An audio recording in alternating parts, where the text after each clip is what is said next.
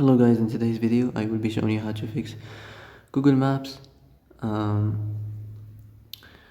keeps open problem. So the answer is easy. Just go to the settings and then scroll down to the apps section, and then go to the search and search Google Maps. Then go to the storage, and here you will find this clear cache option. Click on it. Now you can go check it if it worked, and if it didn't, you can try to restart your phone or turn the Wi-Fi off and on, or the Bluetooth or the airplane mode. Also, you can try to clear data, but be careful. If you clear data, all this application's data will be deleted.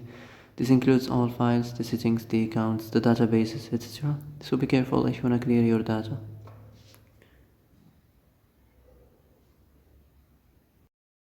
And that's it for today's video. I hope this is the answer you've been looking for.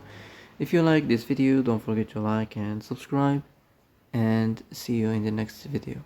Thanks for watching.